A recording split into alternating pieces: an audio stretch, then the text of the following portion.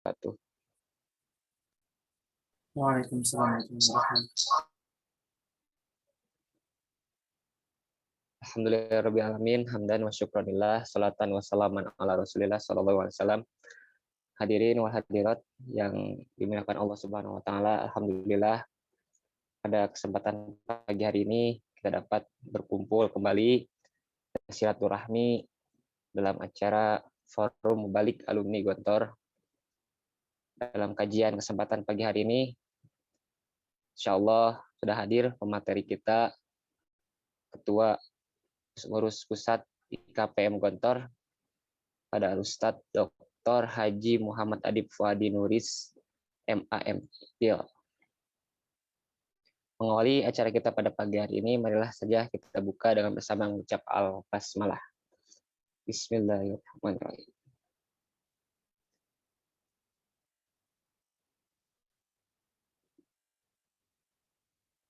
Baik, untuk langsung saja mungkin Ustadz, pada Ustadz Adib untuk langsung saja menyampaikan materinya dan juga sekaligus memberikan arahannya kepada kami Ustadz, kepada Ustadz Dr. Haji Muhammad Adib Fuadi Nuris, MAM. Padanya kami persilahkan.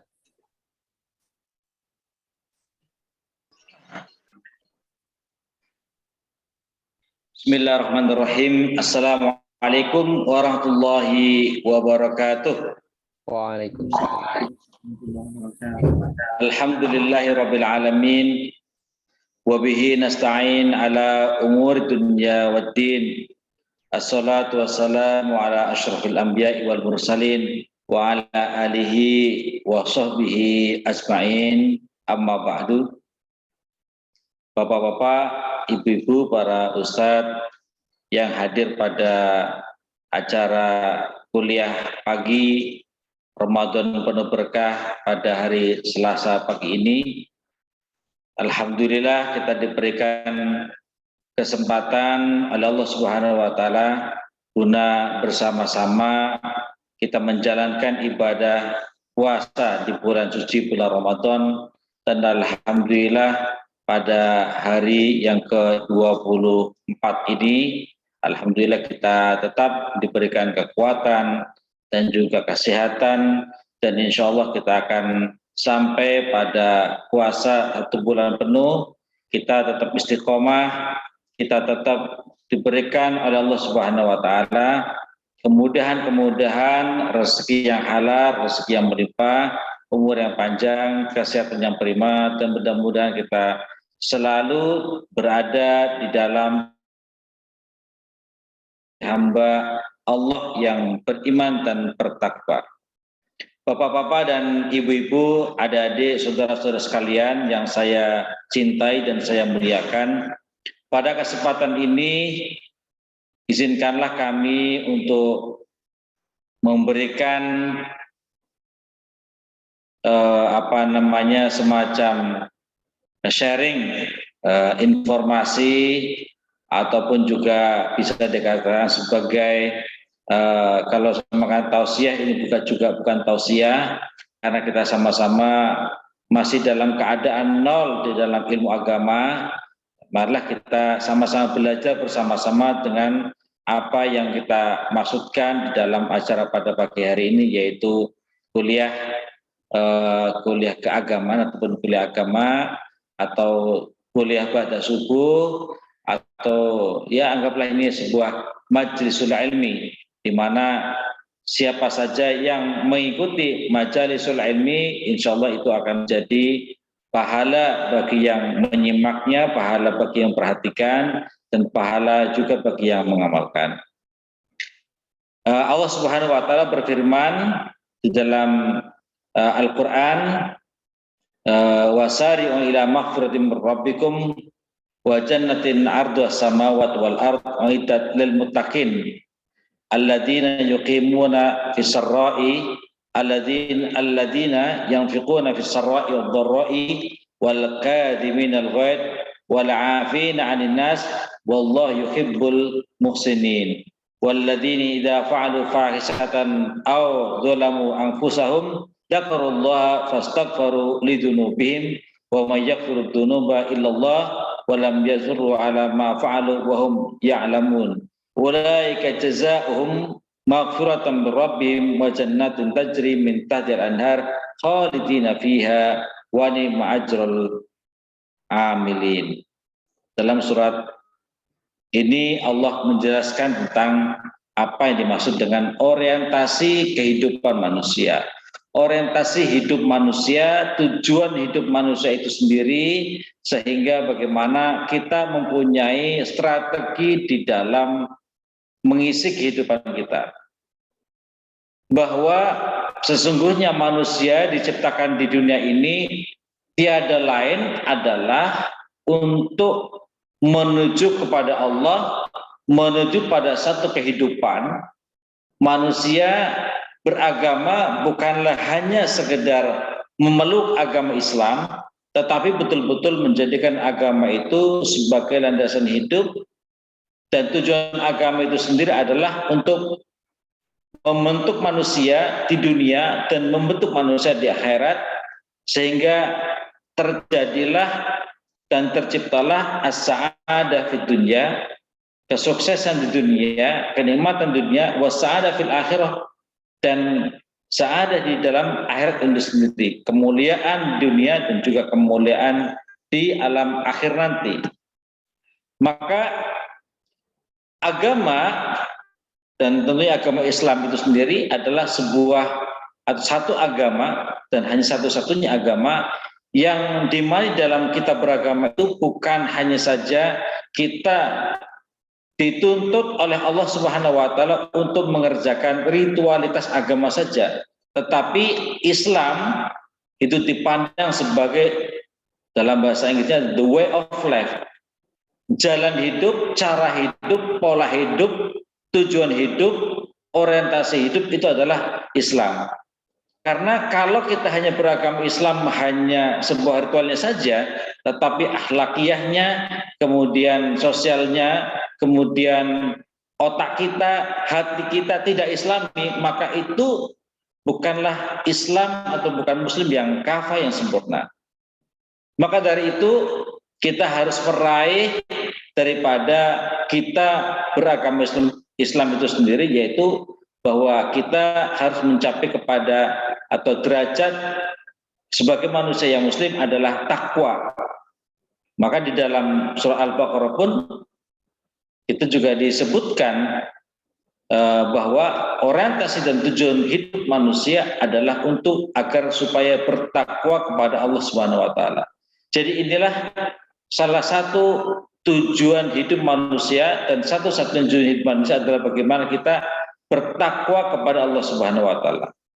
Akan tetapi kata-kata takwa, kemudian himbauan-himbauan untuk bertakwa, kemudian ayat-ayat yang bertakwa mengarahkan kita, meminta kita dan menjadikan kita menjadi orang-orang yang bertakwa, itu adalah sebuah ayat yang wajib kita pahami. Tetapi di sisi lain bahwa sesungguhnya kita itu tanpa harus kita mengaku kita bertakwa kepada Allah Subhanahu wa taala, itu seharusnya di dalam kehidupan kita sehari-hari itu sudah menampakkan wujud manusia muslim yang beriman dan bertakwa.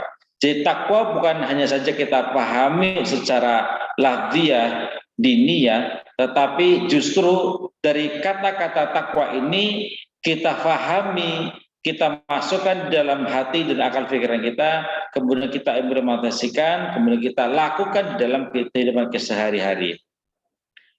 Dan tentunya bahwa tujuan manusia beragama, beriman, berislam adalah menjadi manusia yang bertakwa kepada Allah Subhanahu wa taala. Jadi kita berislam itu orientasinya tentunya kita adalah bagaimana kita menjadi orang-orang yang bertakwa. Kita melaksanakan ibadah puasa juga karena keinginan kita adalah untuk menjadi orang-orang yang bertakwa. Kita melakukan sholat juga untuk menuju menjadi manusia yang bertakwa. Kita menjalankan syariat Islam itu juga dalam rangka untuk membentuk pribadi kita supaya menjadi hamba-hamba yang bertakwa. Maka dalam bukunya Imam Ar-Rahib Al-Isfahani mendefinisikan bahwa takwa yaitu menjaga jiwa dan perbuatan kita sehari-hari supaya kita tidak berbuat berdosa, dan kita juga dituntut untuk meninggalkan apa yang dilarang oleh Allah Subhanahu wa taala. Kemudian kita beristiqomah di dalam apa yang menjadi perintah Allah Subhanahu wa taala. Ini di dalam bukunya Imam Ar-Rahib Al-Isfahani dikatakan demikian. Maka kalau kita kembali kepada kitab akidah yang pada umumnya bahwa bertakwa itu artinya menjalankan perintah Allah dan menjauhi larangan-larangan Allah. Kita mungkin tidak bisa melihat secara utuh apa isi daripada Al-Quran dan juga perintah Allah dan juga perintah Rasul-Nya. Dan juga kita tidak mungkin menggali apa saja yang sudah diperintahkan Allah Subhanahu wa taala dan juga Rasul-Nya. Akan tetapi dengan kita belajar bersungguh-sungguh mempelajari ajaran-ajaran agama Islam, mempelajari Al-Quran, mempelajari Al-Hadis, ngaji kepada para kiai, kepada para ustadz, insya Allah itu dalam rangka kita mendapatkan takwa, mendapatkan makna takwa yang sebenarnya, dan lebih daripada itu bagaimana kita menjadi pribadi-pribadi seorang muslim yang mempunyai tingkatan amaliyah, ubudiyah, lahiriah, batiniah sebagai seorang muslim yang bertakwa. Oleh karena itu di dalam pengajian ini saya akan membahas sedikit tentang apa saja tanda-tanda orang muslim yang betul-betul bertakwa kepada Allah Subhanahu wa taala, atau apa tanda-tanda indikasi orang yang bertakwa itu sendiri. Tentunya di dalam ayat-ayat Al-Quran banyak sekali, tadi sudah saya sebutkan di dalam surat Al-Baqarah pun dijelaskan, dzalikal kitabul la raiba fihi hudal lil muttaqin alladzina yu'minuna bil ghaibi yuqimuna sholata wa mimma razaqnahum yunfiqun walladzina yu'minuna bima unzila ilaika wa unzila min qablik wa bil akhirati hum yuqinun. Dalam surah Al-Baqarah dari mulai ayat 1 sampai dengan ayat 4 sudah dijelaskan dengan secara detail. Jadi ketika kita membaca pertama kali Al-Quran, kita sudah ditemukan dengan ciri-ciri orang yang bertakwa. Nah, diantaranya adalah bahwa orang bertakwa itu adalah orang yang percaya kepada Allah, percaya kepada Rasulnya, percaya kepada malaikat, percaya kepada hari akhir, percaya ada yang surga dan neraka, semuanya modelnya percaya bahwa semuanya itu adalah ada dan semuanya itu adalah betul-betul perintah Allah Subhanahu wa taala. Kemudian ciri yang kedua di sini juga disebutkan yuqimuna sholata, mereka semuanya yang mendirikan salat, wa yutuna zakata. Kemudian orang yang mengeluarkan zakat, nah wa razaqnahum yunfiqun, dan kemudian orang-orang yang bersedekah dari harta bendanya, dan kemudian walladzina yu'minuna bima unzila ilaika wa ma unzila min qablik wa bil akhirati hum yuqinun. Jadi percaya kepada kitab suci Allah dan kitab suci yang diturunkan oleh Allah Subhanahu wa taala sebelum Nabi Muhammad, dan mereka beriman kepada hari akhir. Ini di dalam surah Al-Baqarah ayat 1 sampai dengan ayat 4 itu sudah dijelaskan bahwa ciri-ciri takwa sedemikian rupa. Tapi ada yang paling mendasar di dalam kita mendekatkan diri dan menjadi hamba yang bertakwa adalah bahwa takwa itu bukan hanya saja kita mengikuti perintah Allah dan juga meninggalkan larangan Allah, tetapi juga takwa itu didasari dengan namanya ilmu dan pemahaman agama kita semuanya, agama Islam. Jadi bertakwa dengan keilmuan, bertakwa dengan ilmu, bukan hanya saja bertakwa dengan mengikuti saja atau disebutkan dengan sebagai taklid saja, atau bahkan bertakwa hanya sekedar mengikuti apa kata orang, apa kata kiai, apa kata ustaz, tetapi ini betul-betul untuk menjadi hamba Allah yang betul-betul faham terhadap ajaran agama Islam itu sendiri. Tentunya ini harus didasari dengan ilmu agama. Maka Islam memerintahkan kita untuk belajar untuk menuntut agama dan mengerjakan sesuatu itu harus berdasarkan dengan ilmu, itu adalah tuntutan yang sangat indah sekali, bahwa orang beragama itu bukan hanya saja taklid, tetapi betul-betul bil hidayah, juga betul-betul dengan menggunakan ilmu dan kemampuan manusia itu sendiri. Allah memberikan akal dan juga memberikan hati, memberikan akal dan pikiran kita supaya kita berpikir dan memikirkan apa yang sudah diberikan oleh Allah Subhanahu wa taala kepada kita semuanya. Afala yanzuruna al-ibili kaifa khuliqat wa ila samai kaifa rufi'at wa ila al-jibali kaifa nusibat, dan seterusnya. Itu di dalam rangka kita menggerakkan akal kita, menggerakkan hati kita untuk selalu berpikir, mengapa Allah Subhanahu wa taala menurunkan Al-Qur'an? Mengapa Allah Subhanahu wa taala mempersiapkan kita surga dan juga menyiapkan neraka bagi orang-orang yang tidak bertakwa? Mengapa ada iman harus kepada hari akhir? Mengapa ada Alkitab? Mengapa ada Al-Qur'an? Mengapa ada perintah-perintah agama? Mengapa ada sholat? Mengapa? Ini semuanya dalam rangka kita untuk mempelajari apa saja hikmah di balik perintah-perintah Allah sebut. Sehingga kita di dalam beragama itu bukan saja sekedar taklid, tapi betul-betul berdasarkan pada keilmuan, berdasarkan kepada ilmu agama yang betul-betul kita pelajari dari sumber-sumbernya yang otentik dan sumber-sumbernya yang ada. Nah, jadi bahwa untuk menuju tingkat ketakwaan yang baik, tingkat ketakwaan yang paling tinggi, tingkat ketakwaan yang kafah, kita harus dasar dengan ilmu agama. Maka oleh karena itu kita juga berpikir bahwa kita belajar ilmu agama bukan hanya saja kita hanya sekedar mempelajari agama itu sendiri, tetapi kita belajar agama dalam rangka bismillah, tawakal kepada Allah untuk menggali ilmu-ilmu Allah yang itu sebagai kewajiban kita di dalam menjalankan ajaran agama Islam. Kemudian yang kedua, bahwa ciri yang kedua dari orang yang bertakwa ini adalah orang yang menegakkan sholat. Tadi sudah saya sebutkan dalam surah Al-Baqarah ayat 1 sampai dengan ayat 4 bahwa salah satu ciri atau karakteristik orang bertakwa adalah alladzina yuqimuna sholat wa yuqimuna sholat. Mereka-mereka yang mendirikan sholat, iqamatus sholat, mendirikan sholat. Dalam kategori ini bahwa mendirikan sholat itu adalah kita secara pribadi-pribadi sadar bahwa sholat itu adalah perintah. Kita secara pribadi sadar bahwa sholat itu adalah kebutuhan manusia. Bagaimana manusia setiap waktu, setiap 5 waktu, ya bahkan setiap saat kita mempunyai konektivitas antara manusia dengan Allah Subhanahu wa taala.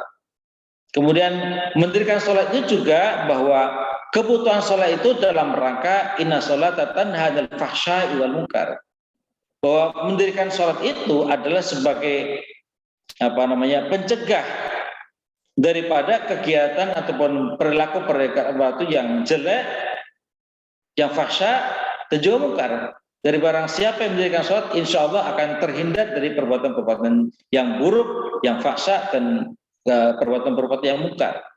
Dan kemudian bahwa mendirikan sholat itu bukan hanya saja secara pribadi-pribadi, tetapi juga kita mendirikan sholat mengajak anak kita, mengajak istri kita, mengajak keluarga kita, mengajak kawan-kawan kita, mengajak teman atau kantor kita untuk mendirikan sholat. Jadi ini yuqimuna sholat itu bukan secara pribadi saja, tapi kita dituntut oleh Allah Subhanahu wa taala bagaimana kita mengajak orang lain untuk menegakkan sholat. Dan kita di dalam sholat pun tidak boleh kita sembarangan sholat, artinya harus sesuai dengan rukun, sesuai dengan sahnya sholat, sesuai dengan perintahnya sholat, gerakannya sholat dan sebagainya. Supaya ini betul-betul sholat kita diterima oleh Allah Subhanahu wa taala dan betul-betul nilai dan kualitas sholat kita itu betul-betul kualitas yang tertinggi. Ya, bukan hanya sekedar kita menjalankan ibadah sholat itu hanya ruka'an wa sujadan. Kita menjalankan sholat itu bukan hanya saja gambarannya adalah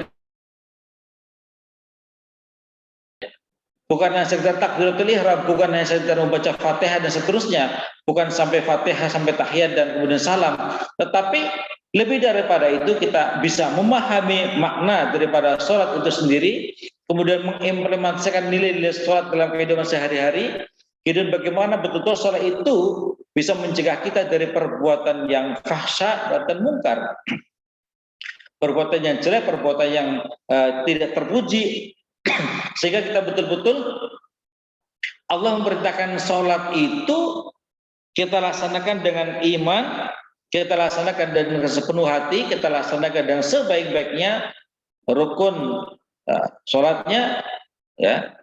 Kemudian kita bisa terjaga kehidupan kita sehari-hari dari fahsya wal munkar tadi, dari kita menjalankan ibadah sholat itu sendiri. Insya Allah kalau kita secara pribadi-pribadi menjalankan dan menegakkan sholat, insya Allah kita ataupun saya, antum semuanya, kalian semuanya, dan kita semuanya di dalam lingkungan berkeluarga insya Allah akan terbebas dari perbuatan yang keji dan juga perbuatan yang mungkar. Kalau satu masyarakat semuanya menegakkan sholat, insya Allah dalam satu masyarakat itu insya Allah akan menjadi masyarakat yang baik, masyarakat yang unggul, masyarakat yang mendekatkan diri kepada Allah, dan masyarakat yang betul-betul bertakwa. Kalau satu kabupaten ini saja, ya, sholat jamaah bisa ditegakkan secara lima waktu, insya Allah tidak akan ada hal-hal yang sifatnya negatif di dalam kehidupan sehari-hari, apalagi dalam satu negara yang muslim dan masjidnya selalu dikunjungi oleh masyarakat muslim, menegakkan sholat, insya Allah negara itu akan menjadi negara yang baladun thayyibatun warbun kufur, insya Allah. Inilah hakikat daripada kita menegakkan sholat, karena itu adalah salah satu karakteristik orang-orang yang bertakwa. Ya, mohon maaf saja, banyak orang yang mengaku beriman dan bertakwa, tetapi kadang sholatnya juga banyak ditinggalkan, kadang sholatnya juga bolong, kadang sholatnya juga bohong, kadang sholatnya hanya sekedar sholat, kadang sholatnya juga hanya sekedar lewat, kadang sholatnya hanya sekedar terpaksa, akhirnya hanya sekedar sholat saja, jadi hanya rukaan wa sujadan saja, jadi hanya gambaran orang rukuk dan orang sujud saja. Maka dari itu karakteristik yang kedua ini adalah salah satu karakteristik yang menjadi karakteristik utama bagi seorang yang beriman dan bertakwa. Kemudian ada lagi karakteristik yang selanjutnya, yang ketiga, bahwa orang yang bertakwa itu adalah orang yang menjauhi maksiat. Menjauhi maksiat artinya apa? Artinya kalau tadi orang yang beriman dan bertakwa itu dituntut oleh Allah Subhanahu wa taala untuk menegakkan sholat, maka insya Allah dengan menegakkan sholat itu, maka insya Allah dia akan menjauhi atau dapat menjauhi maksiat. Hubungan antara manusia dengan Tuhannya, hubungan manusia dengan Allah, itu adalah hubungan yang sangat sakral, hubungan yang sangat personal, hubungan yang sangat intens, hubungan yang sangat dekat, bahwa siapapun hambanya yang mendekat diri kepada Allah Subhanahu wa taala, melakukan sholat, menegakkan sholat 5 waktu, ditambah lagi dengan sholat sunnah, ditambah lagi dengan sholat rawatib yang lain, insya Allah itu akan menjauhkan dia dari kegiatan-kegiatan maksiat. Pernah satu hari kalau tidak salah ada sahabat namanya Sa'ad bin Ibrahim rahimahullah, ditanya mengenai siapakah orang yang paling faqih di antara penduduk Madinah. Maka beliau menjawab bahwa orang yang paling faqih di Madinah adalah orang yang paling bertakwa di antara mereka. Man afqahun nasi fil Madinah, dia menjawab bahwa afqahun nasi bil hadimah wa huwa atqakum, orang yang paling bertakwa di antara mereka, orang yang paling bertakwa di antara kalian. Ini menunjukkan bahwa takwa, menaatkan diri kepada Allah Subhanahu wa taala, mendekatkan diri kepada Allah Subhanahu wa taala dengan segala bimbingan dan cahaya dari Allah. Jadi kita di dalam bertakwa, kita memohon kepada Allah Subhanahu wa taala dengan segala cahaya Allah, dengan segala nurullah, dan juga kita pun juga memohon kepada Allah Subhanahu wa taala untuk bisa meninggalkan kemaksiatan, kezaliman, kemungkaran, juga dengan cahaya dan nur dari Allah Subhanahu wa taala. Jadi betul-betul di dalam kita berniat hidup kita sehari-hari, niat kita, hidup kita semuanya betul-betul kita orientasikan, kita wujudkan, kita fokuskan pada Allah Subhanahu wa taala dengan segala cahaya petunjuk dari Allah Subhanahu wa taala. Maka kita dalam mengerjakan sesuatu, kita juga selalu mohon kepada Allah, selalu berdoa kepada Allah, ya Allah, mudah-mudahan berilah kami petunjuk, saya akan melakukan kerja pada hari ini, ya Allah berikanlah saya petunjuk, berikanlah saya cahayamu, supaya pekerjaan saya pada hari ini bisa mendapatkan ridhamu dan bisa mendapatkan manfaat, bisa mendapatkan berkah, dan bisa menjadikan lebih takwa pada Allah Subhanahu wa taala, kepadamu ya Allah. Demikian juga kita berdoa, Allahumma ba'idna minal khotoya. Ya Allah, jauhkanlah saya dari kegiatan-kegiatan dosa. Jauhkanlah saya dari amalan-amalan yang mengandung unsur dosa. Jauhkanlah kami dari unsur maksiat, jauhkanlah kami dari segala macam kemungkaran dengan cahayamu, dengan ridhamu, dengan petunjukmu, dan jadikanlah kami hamba-hamba Allah, hambamu yang bertakwa. Inilah doa-doa manusia yang masih bertakwa dan doa-doa kita sehari-hari.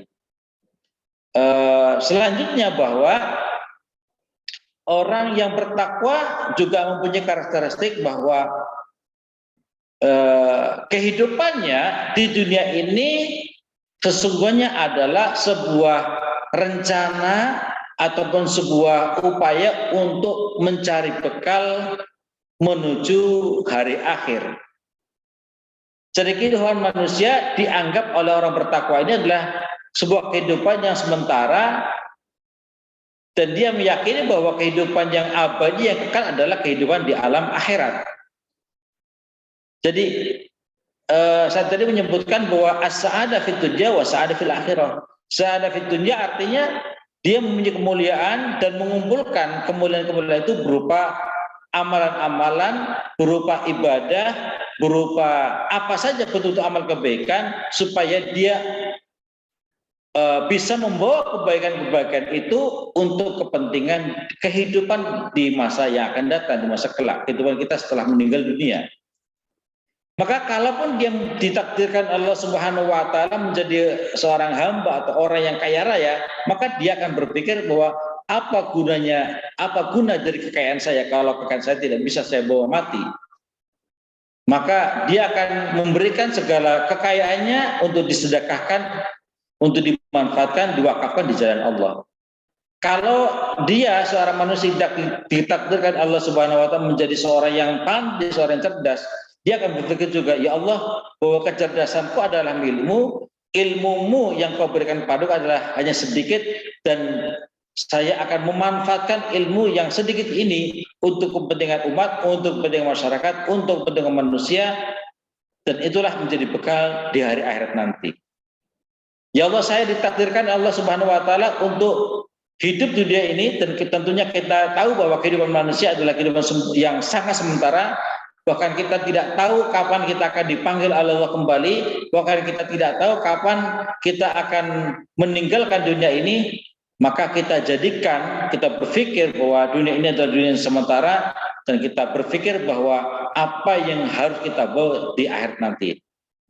Maka di dalam Al-Quran disebutkan, ya ayyuhalladzina amanu taqullaha wal tandur nafsum ma qaddamat lighad wattaqullaha innallaha khabirum bima ta'malun.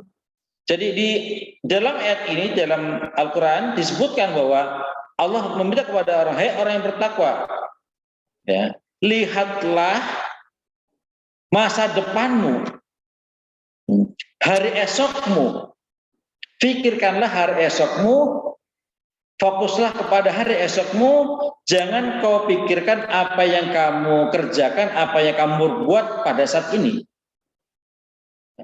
Karena dunia ini adalah fana, dan yang hari esok adalah hari yang sesungguhnya. Maka di dalam kita hidup sehari-hari, sebenarnya kita malu kepada Allah, kita malu kepada diri kita sendiri bahwa kita hidup di dunia ini sebenarnya adalah satu persinggahan satu bentuk upaya kita diberikan waktu oleh Allah Subhanahu wa taala untuk memanfaatkan secara efektif, efisien umur kita sedikit ini kita manfaatkan dengan sebaik-baiknya, sekuat-kuatnya, sebanyak-banyaknya kita bisa bisa mencari dan menggali apa sih bekal kita untuk hari akhirat nanti. Maka karakteristik ini kalau kita ukur di dalam kehidupan kita sendiri-sendiri, bahwa kalau kita bertakwa kepada Allah, maka pikiran kita adalah bukan pikiran yang materialistis, duniawi, tetapi yang kita pikirkan adalah spiritualitas dan yang kita pikirkan adalah orientasi kehidupan di masa yang akan datang. Ada cerita ataupun ada sebuah perkataan bahwa harta kita itu sebenarnya bisa kita bawa setelah kita meninggal. Dulu cerita-cerita pada zaman dahulu dalam zaman Fir'aun, ketika Fir'aun itu meninggal maka dia dibuatkan rumah yang berlapis emas, kemudian diberikan kebutuhan apa saja di dalam kuburannya. Kadang kita juga ada di dalam cerita-cerita ataupun kenyataan bahwa ada orang meninggal dunia kemudian dimakamkan dengan segala perhiasannya, dengan jam tangannya, mungkin juga dengan handphonenya supaya dia bisa berbekal di akhirat nanti. Maka itu adalah sebuah gambaran bahwa kehidupan fana, kehidupan yang kekal itu ada dan pasti ada. Tetapi cara kita membawa harta kita adalah bukan kita meninggal kemudian setelah itu kita dimasukkan ke dalam kuburan kita, segala macam kebutuhan kita selama di dunia, tetapi apa yang kita miliki di dunia ini, dari waktu, dari kesehatan, dari harta, dari kesempatan, itu adalah kita berikan semuanya kepada Allah Subhanahu wa taala.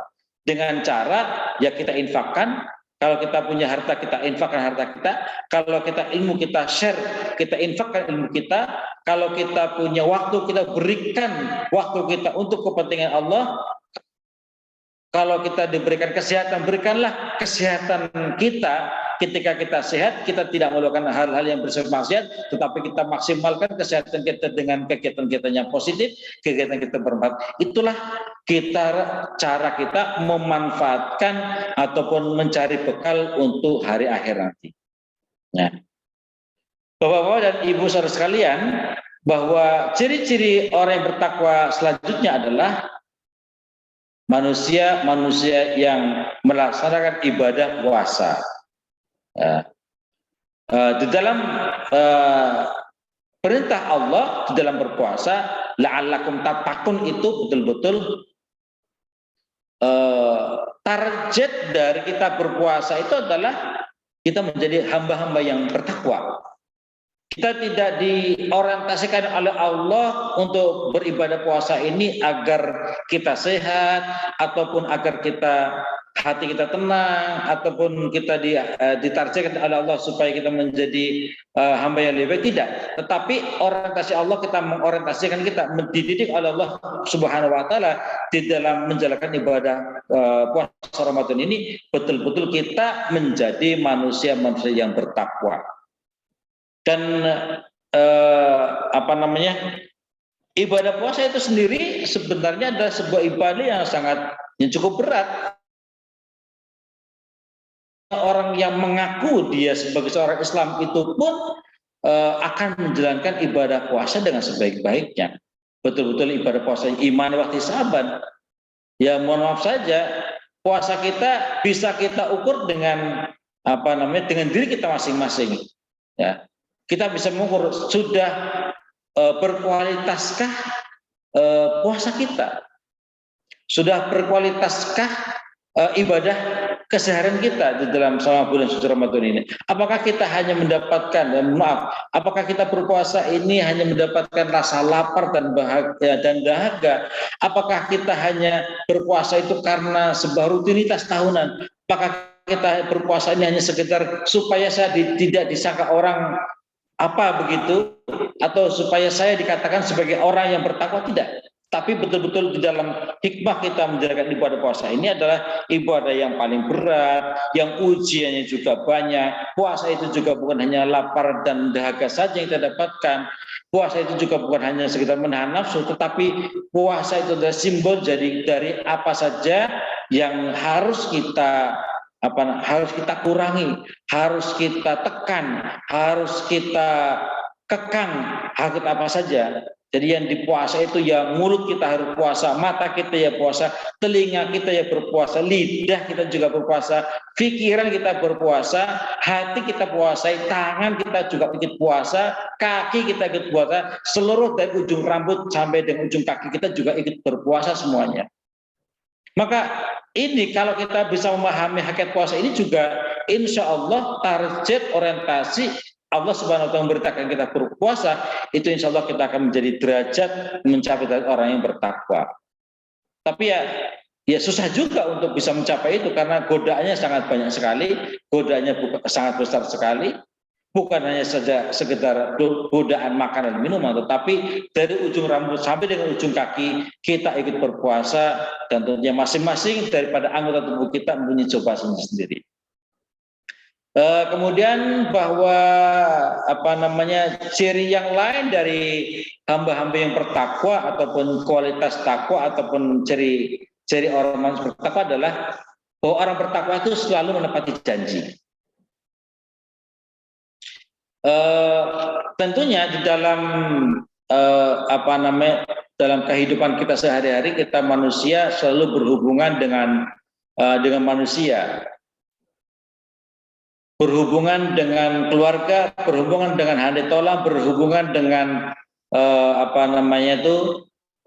masyarakat, guru, dosen, apa saja. Kita berhubungan dengan orang banyak, kita berhubungan dengan manusia, dan bukan hanya saja kita berhubungan dengan manusia, tetapi kita juga berhubungan dengan Allah. Allah menyuruh kita untuk jika kita berjanji maka dia harus menepati janji itu. Jadi al-wafa'u bil ahdi, menunaikan janji ataupun menepati janji. Ini menjadi karakteristik orang yang bertakwa, bahwa orang bertakwa dia tidak boleh berbuat bohong, dia tidak boleh mengingkari apa yang dia ucapkan, dia juga tidak boleh membohongi dirinya sendiri, dia juga tidak boleh membohongi orang lain, dia juga tidak boleh membohongi Allah Subhanahu wa taala. Jadi seorang yang bertakwa ya harus betul-betul menepati janjinya. Kalau janji di hadapan Allah bahwa dia adalah menjadi hamba Allah yang beriman, bertakwa, maka dia akan menepati janjinya dia, janji seorang manusia yang beriman dan bertakwa dengan menjalankan segala perintah Allah dan menjauhi segala macam larangannya. Dan manusia juga melakukan atau membuat janji-janji kepada manusia lain. Ya kadang kita berjanji kepada kawan kita untuk melakukan pertemuan, misalkan kita janji untuk bertemu pada hari Ahad ataupun hari Senin misalkan, tetapi pada hari Senin kita juga tidak datang pada pertemuan itu adalah menepati janji, mengingkari janji. Dan mudah-mudahan kita semuanya dijadikan Allah Subhanahu wa taala untuk istiqomah di dalam kita menepati janji-janji kita, baik janji kepada diri sendiri, janji kepada keluarga, janji kepada orang lain, janji kepada Allah Subhanahu wa taala, janji kepada siapa saja. Jadi inilah menjadi hamba-hamba Allah yang betul-betul yufuna al-ahd, menepati janji. Kemudian hamba Allah di dalam surat di dalam Al-Quran disebutkan wasari'u ila maghfiratin min rabbikum wa jannati ardhas samawati wal ardu uiddat lil muttaqin alladziina yunfiquna fis sarra'i wad dharra'i, menafkahkan hartanya ketika dia di dalam keadaan susah dan di dalam keadaan dia tidak punya, di dalam keadaan dia tidak memiliki apa-apa, atau di dalam keadaan dia sangat-sangat sempit sekali. Jadi sebenarnya kalau kita orang beriman dan bertakwa diberikan Allah Subhanahu wa taala ujian, kita diuji Allah dengan harta kita yang banyak. Ketika harta kita banyak, kita bersedekah, itu sedekah itu adalah biasa, yaitu akan mendapatkan pahala. Tetapi dalam hal ini kita diuji oleh Allah ketika kita di dalam masa paceklik, di dalam masa tidak punya apa-apa, di dalam kita sebagai orang yang fakir dan juga miskin tidak punya apa-apa. Tetapi seorang fakir dan juga orang miskin yang tidak punya apa-apa, dia mau melakukan sedekah. Itu adalah sesungguhnya sedekah yang yang juhdul mukil. Sedekahnya orang yang kepepet, orang yang sedang dalam keadaan sempit itu sangat diterima oleh Allah Subhanahu wa taala. Bahkan pintu-pintu langit akan membuka rezeki bagi siapa saja, mereka yang di dalam keadaan sempit, dalam keadaan yang terpepet, yang terpojok, kemudian dia menafkahkan sebagian rezekinya untuk kepentingan Allah ataupun bersedekah. Sedekah ini menjadi ciri khas bagi orang beriman dan bertakwa, bahwa giving atau sedekah itu bisa menghadirkan kenyamanan di dalam hati dan menghadirkan perilaku-perilaku yang santun, yang tawadu, yang sopan, perilaku yang memperhatikan kepentingan orang lain, perilaku yang memperhatikan kepentingan orang banyak, perilaku yang ingin hartanya bisa dimanfaatkan oleh orang lain dan oleh orang banyak. Maka sesungguhnya kekayaan dalam konsep Islam, bahwa apa yang disebut dengan kaya itu adalah bukan hanya kaya memiliki kekayaan di dunia, bukan kaya dilihat dari aspek hartanya dan kekayaannya, bukan kekayaan yang dia itu dari aset yang dia miliki, tetapi kekayaan menurut Allah Subhanahu wa taala adalah, menurut Islam adalah sejauh mana dan sebesar apa hartanya diinfakkan di jalan Allah Subhanahu wa taala. Maka perintah sedekah ini sesungguhnya adalah perintah bagaimana kita dititipi harta oleh Allah Subhanahu wa taala, sementara di sekeliling kita banyak orang yang membutuhkan harta tersebut, dan sehingga kita bisa memberikan harta yang dititip oleh Allah Subhanahu wa taala kepada kita semuanya untuk kepentingan orang lain, untuk kepentingan masyarakat, untuk kepentingan umat. Banyak sekali saudara-saudara kita yang butuhkan, banyak sekali, dan terutama keluarga kita sendiri pun banyak yang membutuhkan, banyak yang memerlukan, sampai kadang anak kita pun juga lebih memerlukan. Maka as-shadaqah itu adalah salah satu solusi dari Allah Subhanahu wa taala, solusi dalam agama Islam, supaya tidak ada jurang ataupun tidak ada perbedaan antara satu individu yang lain yang kaya dengan satu individu lain yang membutuhkan, yang miskin. Itulah salah satu salah satu konsep yang saling melengkapi, bahwa antara kaya dan miskin itu adalah sama di hadapan Allah, tetapi tidak mesti orang yang kaya itu bisa derajatnya lebih mulia daripada orang miskin, dan juga tidak pasti juga orang yang miskin derajatnya lebih mulia daripada orang yang punya harta benda ini. Orang kaya itu adalah diberikan ujian dan cobaan berupa kekayaan, dan orang miskin juga diberikan ujian oleh Allah Subhanahu wa taala daripada kemiskinannya. Maka antara kaya dan miskin ini kemudian diuji oleh Allah. Maka siapa yang dari orang yang kaya, siapa dari orang yang miskin, yang betul-betul mereka tetap ingat kepada Allah, ya, ingat kepada perintah Allah, dan selalu menjaga dan istiqamah dalam mendekatkan diri kepada Allah Subhanahu wa taala.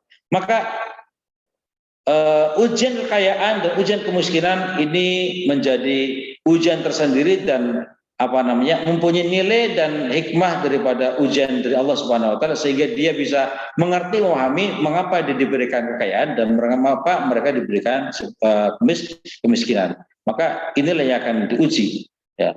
Bagi orang yang kaya, kalau dia sadar akan kayanya, dia akan berbagi dan berinfak dengan sebanyak-banyaknya. Bagi orang miskin yang tahu bahwasanya dia diuji dengan kemiskinan, maka dia harus infak, dia harus bisa menahan, dia harus tidak boleh mencuri dan tidak boleh menggunakan harta-harta yang diraih atau didapatkan dari jalan-jalan yang tidak halal. Inilah salah satu contoh atau salah satu karakteristik hamba Allah yang beriman dan bertakwa. Kemudian ciri daripada orang yang bertakwa adalah orang yang meredam kemarahannya. Meredam kemarahan. Bahwa marah adalah salah satu anugerah dari Allah Subhanahu wa taala, bahwasanya kita diberi akal untuk berpikir, mulut untuk berbicara, kemudian mata untuk melihat, mulut untuk lidah untuk merasakan, lidah juga untuk bisa berbicara, hati juga untuk bisa berbicara dengan hatinya, akal dan sebagainya. Ini di dalam penciptaan Allah ini, masing-masing organ tubuh kita mempunyai tugas masing-masing, mempunyai fungsi sendiri-sendiri, sehingga dengan organ tubuh kita dan fungsi kita bisa mendekatkan diri kepada Allah. Nah, ketika kita diuji oleh Allah Subhanahu wa taala, baik itu ujiannya datang dari keluarga kita sendiri, kadang kita terjebak di dalam situasi yang membuat kita marah karena anak kita nakal, karena anak kita mungkin teledor, mungkin istri kita yang yang teledor sebagainya, sehingga kita marah dan sebagainya, atau masyarakat kita yang seperti itu, atau apa saja yang membuat kita marah. Itu sebenarnya adalah bahwa orang-orang yang mukmin, orang yang muttaqin itu adalah bagaimana ketika dia marah atau mendapat sebuah musibah, dia bisa menahan diri. Ini sesuatu hal yang tidak mudah, terus terang aja. Menahan amarah itu sesuatu hal yang tidak mudah. Karena semua manusia, ya karena namanya manusia itu bisa marah. Kita bukan malaikat, ya. Kita bukan hamba Allah yang tingkatannya adalah tingkatan manusia yang paling seperti Nabi, itu Rasul, tidak. Kita adalah manusia biasa, maka marah adalah ujian, marah adalah sebuah cobaan dari Allah Subhanahu wa taala. Nah, bagaimana kita menghadapi marah itu adalah bagaimana kita bisa meredam kemarahan kita. Kenapa kita harus meredam kemarahan kita? Karena dengan kita menguasai amarah, dengan kita bisa menahan amarah kita, dengan kita bisa membalanskan hati kita antara marah dan tidak, kita akan menjadi hamba Allah yang hidupnya akan terarah. Dalam sebuah hadis disebutkan awal ghadabi jununun wa akhiruhu nadamun. Awal daripada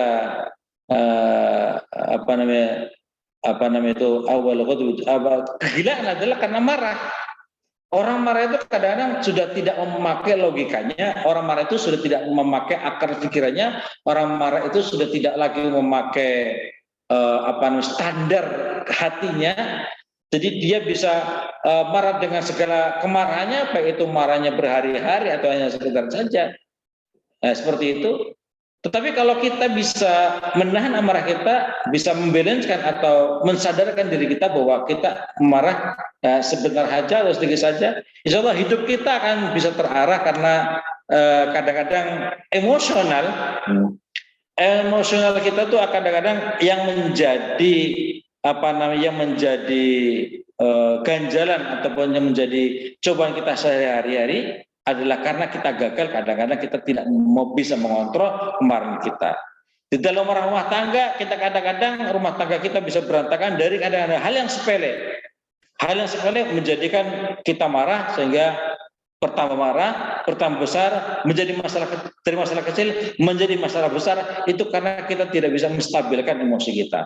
Maka salah satu karakteristik orang yang beriman dan bertakwa kepada Allah Subhanahu wa taala adalah mereka ataupun kita semuanya yang mampu mengendalikan amarah.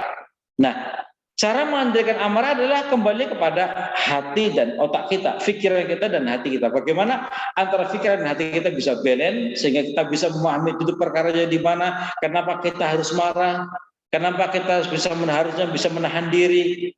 Pasti ada penyesalan di dalam setelah kemarahan, pasti ada penyesalan. Kadang-kadang kita marah itu ya sudah di luar batas-batas kemanusiaan kita, bahkan sudah di batas nilai-nilai agama. Itulah kemarahan kita. Maka mudah-mudahan kita termasuk dijadikan atau diberikan bisa menahan rasa amarah di saat kita marah ataupun marah-marah. Kemudian bahwa orang yang bertakwa adalah orang yang mau memaafkan kesalahan orang lain. Orang lain berbuat salah karena kita melakukan hal-hal yang sifatnya teledor, orang lain marah. Kadang-kadang orang lain bersalah kepada kita atau kita bersalah mereka. Maka siapapun manusia yang melakukan kesalahan, siapapun manusia yang merasa salah, maka dia harus meminta ampun kepada Allah dan memohon maaf kepada siapa saja yang membuat dia marah ataupun membuat dia celaka atau membuat dia berperkara atau membuat dia apa saja. Jadi memang sebenarnya susah untuk bisa menjadi pribadi yang memaafkan, itu susah. Kadang-kadang saya sendiri terus terang saja kadang tidak bisa memaafkan kesalahan orang lain. Kadang-kadang juga saya tidak bisa memaafkan kesalahan diri saya sendiri. Diri saya sendiri tidak bisa dimaafkan, apalagi kesalahan orang lain.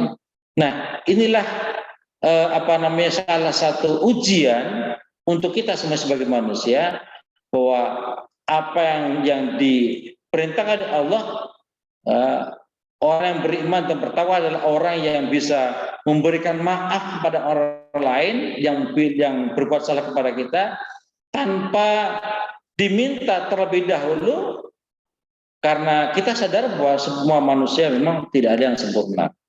Maka dengan ketidaksempurnaan manusia itu kita bisa memahami, kita bisa membangun toleransi, kita bisa membangun suasana, membangun cuaca yang harmonis, ya, cuaca yang saling memaafkan, apalagi pada saat bulan Ramadan, dan insya Allah kita sebentar lagi akan masuk bulan Syawal, Idul Fitri, kita saling maafkan.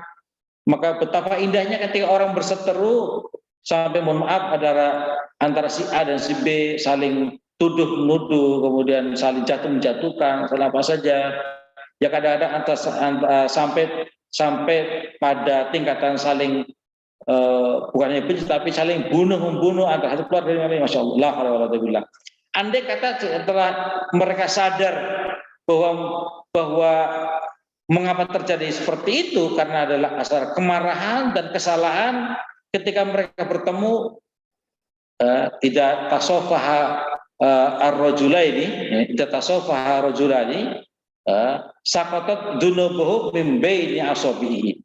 Jadi ketika ada seorang hamba, dua orang hamba bertemu, bertatap muka, bersalaman, Masya Allah, itu akan luntur, akan berjatuhan, akan rontok segala kesalahan, segala dosa yang melekat di semua jari jemarinya.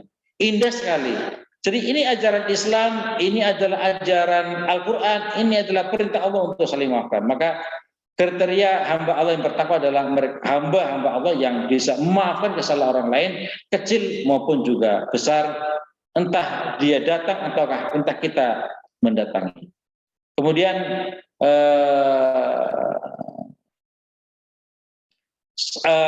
selanjutnya adalah bahwa kriteria hamba Allah yang beriman dan bertakwa adalah hamba yang suka mengucapkan istighfar, mengucapkan ketika dia berbuat salah kemudian dia mengaku kesalahan dan bersifat. Itu adalah salah satu contoh orang-orang yang bertakwa.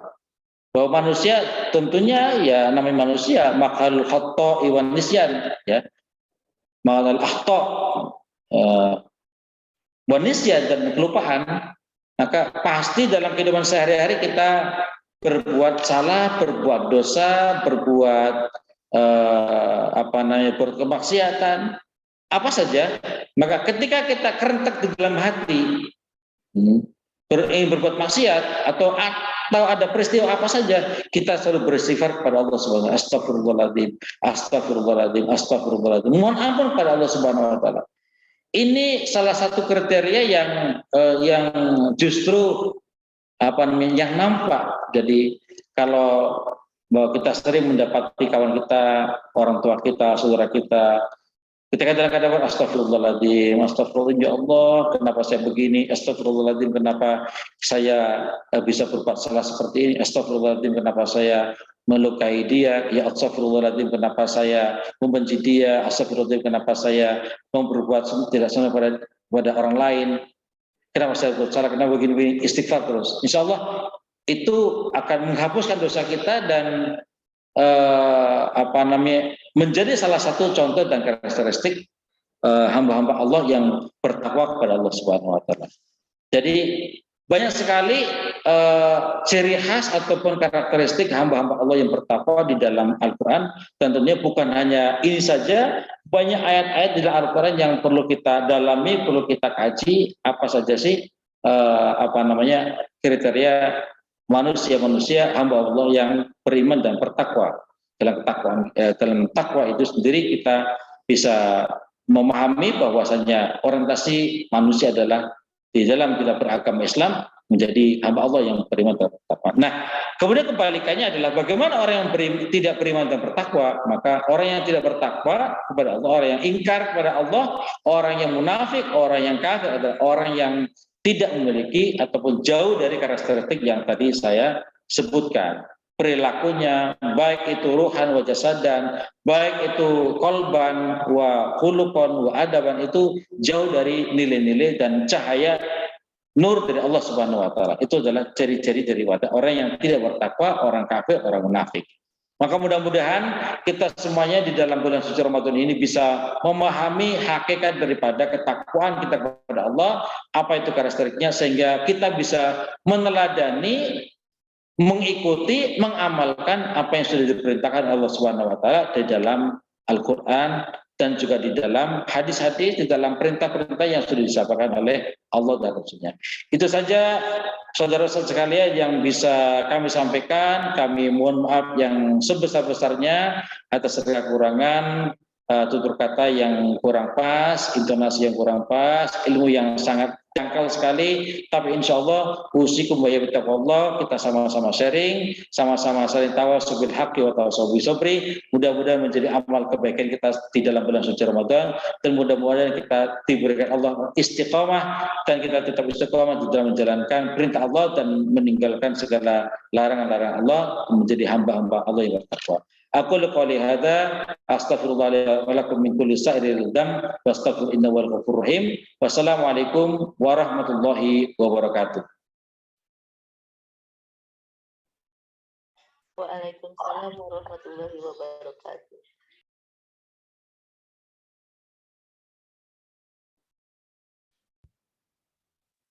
Assalamualaikum warahmatullahi wabarakatuh. Jazakumullah khairan katsiran Ustaz Adib.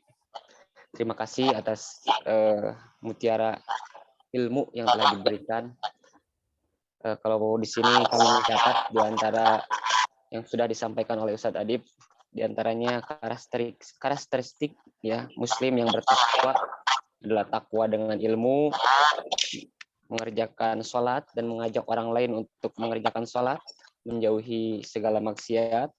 Kemudian takwa ini juga merupakan manusia yang menjalankan puasa. Takwa juga manusia yang selalu menepati janji, takwa yang menginfakkan harta dalam keadaan lapang maupun sempit.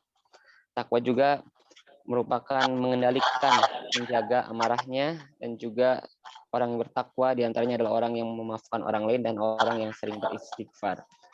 Dari para asatid dan asatidah sekalian, para hadirin, barangkali ada yang mau mengajukan pertanyaan atau sharing, bertukar ilmu, kami persilahkan.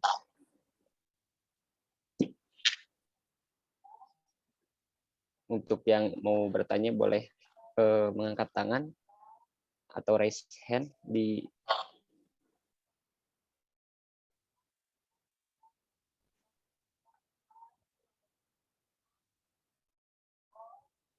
Baik, kalau belum, mohon izin Ustadz, ana Ya, satu pertanyaan boleh Ustadz? boleh. Iya. Sebelumnya perkenalkan Ustadz, ana Noval dari Pondok Modern Al Ihsan Bale Endah Bandung.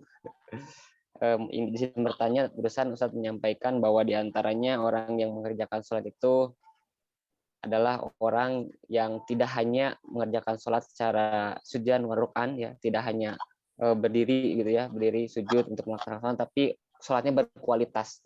Seperti bagaimana kita ketahui Ustadz bahwa di bulan puasa ini di antaranya ketika Qiyamul Lail, taraweh khususnya, banyak sekali imam-imam yang memang secara sholat gerakan itu cepat sekali Ustadz. Nah, pandangan Ustadz mengenai fenomena seperti ini bagaimana? Kadang kalau kita bertanya kepada Ustadz yang melakukan sholat cepat itu, mereka juga punya jawaban sendiri Ustadz, di mana mereka sholat dengan cepat itu untuk menjaga dari takhoyal, jadi supaya dalam sholatnya itu tidak berhayal. Jadi justru malah lebih khusyuk ketika gerakan sholatnya cepat. Namun menurut Ustadz, bagaimana pandangan Ustadz tentang fenomena seperti ini? Syukran, Ustadz. Terima kasih pertanyaannya. Bahwa kita semuanya adalah manusia, mempunyai kekurangan dan mempunyai kelemahan. Itu satu yang harus kita catat. Yang kedua adalah tidak ada manusia yang maksum dari dosa dan kesalahan selain Rasulullah SAW. Yang ketiga bahwa al-iman yasdad wa yanqus. Yasdad bil ta'ah wa yanqus bil maksiyah. Jadi iman seseorang itu tambah, kadang berkurang. Kita tambah semangat, optimis ketika kita mendapatkan nasihat, tetapi ketika kita lupa nasihatnya ya kita mundur lagi, iman kita berkurang. Nah, kaitannya dengan bagaimana kita menjaga kualitas sholat kita, tentunya yang bisa merasakan dan bisa menilai kualitas sholat itu adalah diri kita sendiri, kita yang melakukan ibadah sholat itu sendiri. Seumpama kita sholat misalkan sholat hajat atau apa saja, 2 rakaat misalkan, atau sholat fardu, yang bisa menikmati sholat itu adalah diri kita sendiri.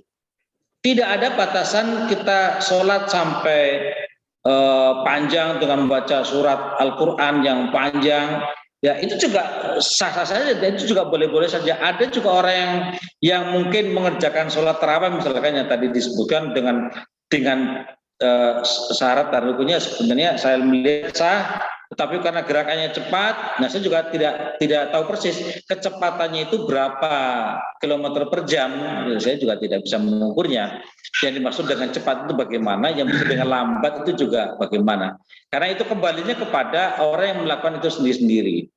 Jadi bagaimana kita bisa mengerjakan sholat secara high quality adalah kita mengukurnya dengan diri kita sendiri. Kalau kita mengerjakan sholat itu lama sekali sehingga pikiran kita mengelantur kemana-mana, itu justru tidak membuat sholat kita menjadi sholat yang khusyuk. Kadang-kadang ada juga orang yang sholatnya cepat gitu kan, ya, tapi ya saat rukunnya dipenuhi semuanya, ya sah, sholatnya sah, tapi kalau dia merasakan bahwasanya itu adalah yang menjadikan dia khusyuk, ya bagi saya ya tidak apa-apa. Tetapi dalam catatan bahwa sholat itu jangan sampai dibuat mainan atau hanya sekedar mengerjakan sholat, atau biar sholat kita dilihat orang, atau biar sholat kita itu dilihat sebagai sholat yang fenomenal. Itu tidak boleh. Karena hakikat sholat itu yang bisa mengukur adalah diri kita sendiri. Khusyuk itu yang bisa merasakan diri kita sendiri. Meskipun khusyuk itu targetnya 1% kita mendapatkan 50%, alhamdulillah, mendapatkan 60% lebih, alhamdulillah lagi, mendapatkan 70% lebih, alhamdulillah lagi. Jadi yang bisa mengukur adalah diri kita sendiri. Tidak ada patokan sholat itu lamanya berapa, batasan maksimal, batasan minimalnya itu tidak ada. Di antara adalah syarat dan rukunnya adalah sah. Ya, gerakannya sebagaimana yang sudah diajarkan oleh Rasulullah, waktunya juga di Rasulullah. Kita sholat khusyuk, tetapi di waktu yang salah, ya, bahkan tidak boleh. Ya, kalau sholat khusyuk sekali, ketika terbitnya matahari, ya itu juga tidak boleh. Jadi ada aturan yang harus kita tepati di dalam kita menjalankan ibadah sholat. Kemudian ini ada chat juga, sini pertanyaan Ustaz, untuk yang menjadi manusia yang bertakwa, bahwa saya yang masih belajar sepertinya bagaikan ilmu tingkat tinggi sama, saya juga masih sama, masih belajar. Contoh salah satunya kadang untuk sholat aja kadang tidak tepat waktu, sama saya juga kadang-kadang ketika sholat masih ngulur waktu, sholatnya dulu, sebentar lagi sama juga. Usukum bayi wa nafsi, insyaallah setelah ini kita akan sama-sama menjadi orang yang Allah, istiqomah semuanya. Jadi bagaimana kita menjadi seorang hamba Allah yang beriman bertakwa itu, kita harus selalu balance antara akal kita dan hati kita supaya balance, dan sehingga kita bisa berpikir lebih logis ya, oke. Kemudian berpikir secara spiritualnya juga oke, sehingga ini ada keseimbangan antara spiritualitas kita kepada Allah Subhanahu wa taala juga seimbang dengan ruhiyah dan batinnya kita juga seimbang. Nah, jangan terlebih lagi bahwa kita ini dituntut selalu istiqomah. Meskipun istiqomah itu perlu perjuangan yang sangat sangat berat, tetapi insya Allah kalau kita selalu belajar istiqomah, insya Allah hal-hal yang kecil insya Allah akan terlewatkan, dan insya Allah kita akan menjadi hamba yang beriman dan ditingkatkan ketakwaan kita. Kemudian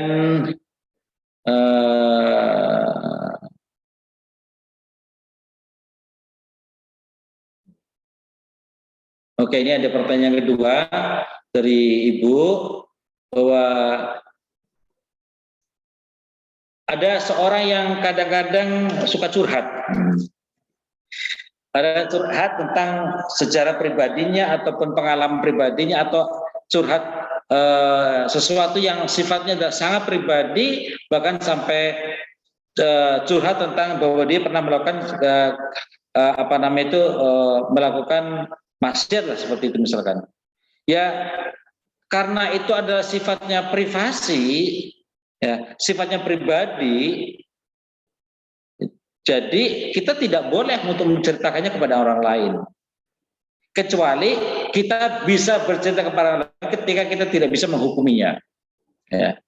Maksud saya begini, ketika ada orang curhat, Ustadz ini saya gimana, Ustadz, saya pernah melakukan hal seperti ini. Kita menyikapi, kok ibu bisa, atau sampean kok bisa berbuat seperti itu, kenapa ini, gitu.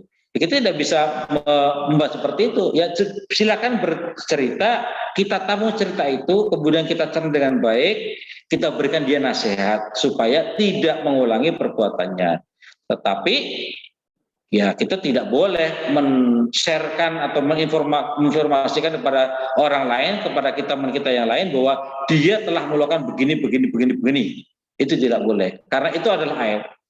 Nah, kewajiban seorang muslim adalah menjaga aib dari saudara kita sendiri. Man satara musliman satarallahu alaihi wa man saqqa musliman saqallahu alaihi. Barang siapa yang menutup aib orang lain, maka Allah akan menutup aibnya. Barang siapa yang menyusahkan atau mempersusah orang lain, maka Allah juga akan memberikan kesusahan kepada kita. Jadi itu sudah menjadi perintah kepada Allah, bahwa kita sesama saudara seislam, seiman, seagama, itu harus saling menutupi aib orang lain, ya. Menutupi aib orang lain. Jadi tidak boleh menyebarkannya, karena itu adalah sifatnya pribadi, dan kalau kita menyebarkan orang lain, berarti kita membuka orang lain, dan kita akan mendapatkan dosa dari Allah Subhanahu wa taala, dan itu akan berefek negatif kepada diri kita sendiri. Ya, seperti itu. Itu saja jawaban dari saya, mudah-mudahan bisa diterima, bisa dicerna dengan baik. Terima kasih, pertanyaannya bagus-bagus. Syukran kasiran Ustaz Adib. Dari yang lain ada yang mau ditanyakan lagi pada asatidzah yang lain? Baik, apabila tidak ada, marilah kita tutup saja tausiah pada pagi hari ini dan bersama membacakan doa kafaratul majelis. Subhanakallahumma wa bihamdika asyhadu an la ilaha illa anta astaghfiruka wa atubu ilaik. Rabbana atina fid dunya hasanah wa fil akhirati hasanah wa qina azabannar. Terima kasih Ustadz dan juga Sama-sama, terima kasih banyak. yang telah hadir pada kesempatan pagi hari ini. Terakhir kita tutup saja dengan bersama mengucap alhamdulillah. Alhamdulillahirobbilalamin. Nah, mohon pamit undur diri. Terima kasih. Billahi taufiq wal hidayah. Wassalamualaikum warahmatullahi wabarakatuh. Waalaikumsalam warahmatullahi wabarakatuh.